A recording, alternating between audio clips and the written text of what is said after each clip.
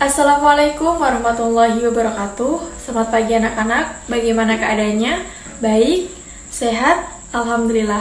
Jadi pada pagi hari ini kita akan pelajari tentang peradaban agama Islam pada masa dinasti Abbasiyah. Namun sebelumnya, marilah kita buka pelajaran pada pagi hari ini dengan bacaan basmalah bersama-sama. Bismillahirrahmanirrahim. Baik, sebelum memasuki pembelajaran, Ibu ingatkan kepada kalian untuk selalu menaati protokol kesehatan seperti memakai masker, mencuci tangan, dan berjaga jarak. Dan Ibu himbau kepada kalian untuk tetap di rumah saja dan mengurangi kegiatan di luar rumah yang tidak penting, sehingga hal ini dapat membantu pemerintah untuk memutus penyebaran COVID-19, sehingga nantinya kita dapat melakukan pembelajaran secara langsung di dalam kelas. Baik, di sini Ibu sudah menyiapkan materi tentang peradaban agama Islam pada masa dinasti Abbasiyah, dan Ibu mohon kepada kalian untuk mengikuti materi pada pagi hari ini dari awal sampai akhir, karena nantinya pembelajaran ini sangat bermanfaat buat kalian untuk mengetahui bagaimana sejarah agama Islam. Seperti itu. Peradaban Islam pada masa Daulah Abbasiyah. Objek pembelajaran: sejarah berdirinya Daulah Abbasiyah, peradaban Islam pada masa Daulah Abbasiyah. Peradaban Islam pada masa Daulah Abbasiyah. Daulah Abbasiyah merupakan khalifah kedua Islam yang berkuasa di kota Baghdad. Daulah Abbasiyah berkembang pesat dan menjadi dunia Islam sebagai pusat pengetahuan dunia. Bani Abbasiyah berkuasa setelah merebut pemerintahan Islam sebelumnya, yakni Daulah Umayyah, dan menundukkan semua wilayahnya kecuali kota Andalusia. Selama berkuasa, Bani Abbasiyah telah mencapai prestasi yang gemilang yang disebut masa keemasan atau the Golden Age. Adapun puncak keemasan Daulah Abbasiyah mencapai puncak kejayaan yang disebabkan oleh beberapa faktor, antara lain sebagai berikut. A. Daulah Abbasiyah mewarisi imperium besar dari Daulah Umayyah. B. Para khalifah dan pejabat Daulah Abbasiyah memiliki perhatian tinggi terhadap ilmu pengetahuan. C. Lahirnya berbagai pusat kajian ilmu yang ditandai dengan adanya gerakan penerjemahan buku dari bahasa asing ke bahasa Arab.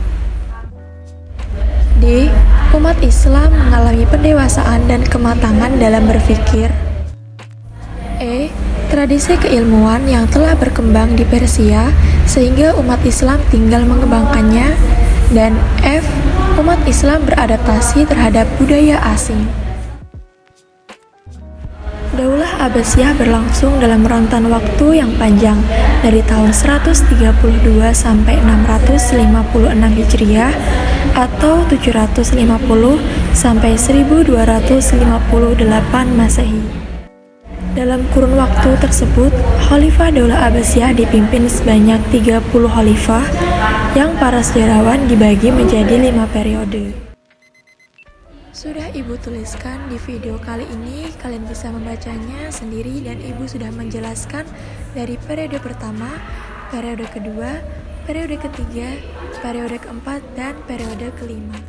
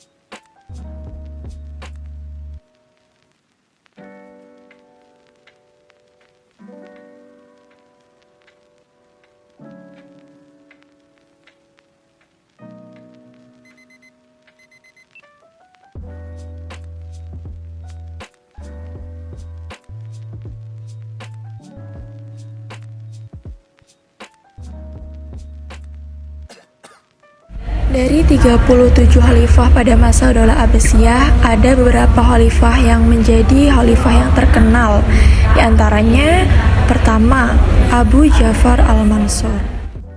Khalifah Abu Ja'far al-Mansur lahir di Hamimah pada tahun 101 Hijriah. Ayahnya bernama Muhammad bin Ali dan ibunya bernama Salamah al-Barbariyah. Abu Ja'far al-Mansur dinobatkan sebagai putra mahkota oleh kakaknya, yaitu Abu Abbas as-Sofah yang dilantik menjadi khalifah ketika berusia 36 tahun.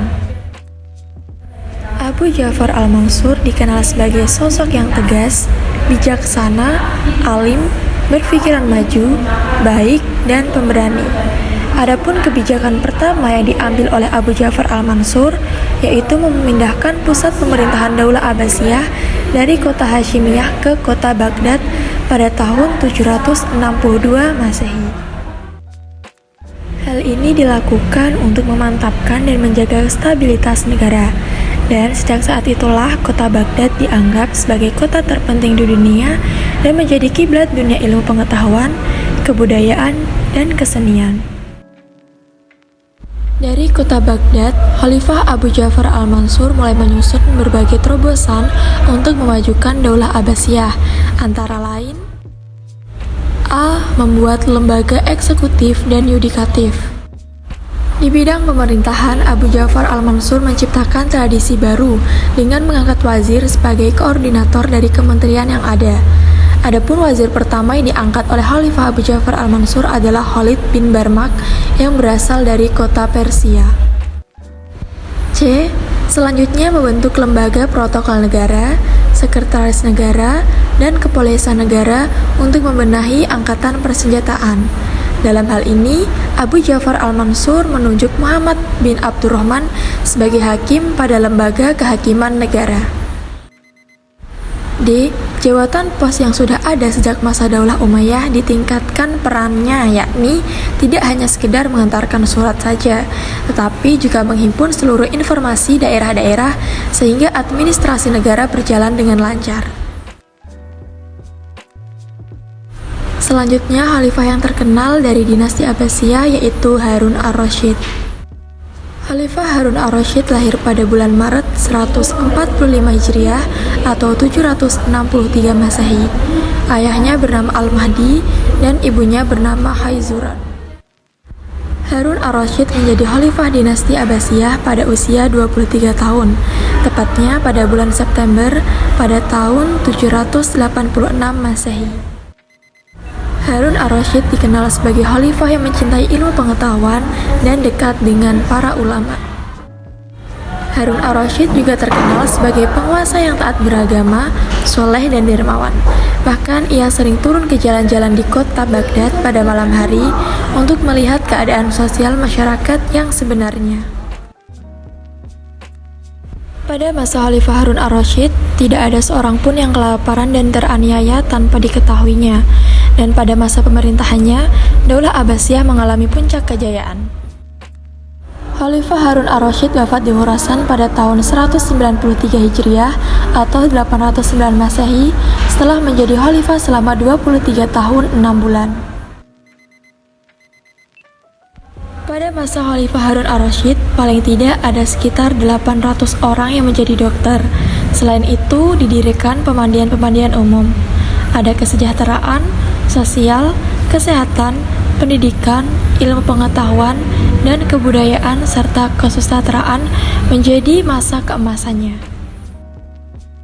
Pada saat inilah negara Islam mendapatkan dirinya sebagai negara terkuat dan tidak tertandingi.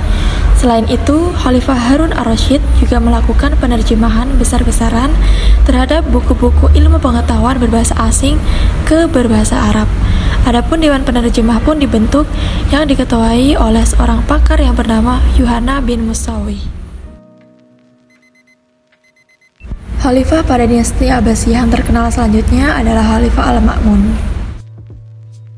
Khalifah Al-Ma'mun lahir pada tanggal 15 Rabiul Awal pada tahun 170 Hijriah atau 780 Masehi yang bertepatan dengan hari wafat kakeknya yaitu Musa al-Hadi dan pengangkatan ayahnya Harun ar-Rasyid dan ibunya bernama Murachil.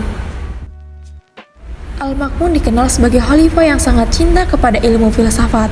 Pada masa pemerintahannya, penerjemahan buku asing digalakan.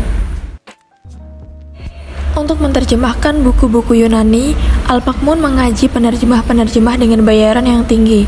Selain itu, Al-Ma'mun juga mendirikan gedung-gedung sekolah.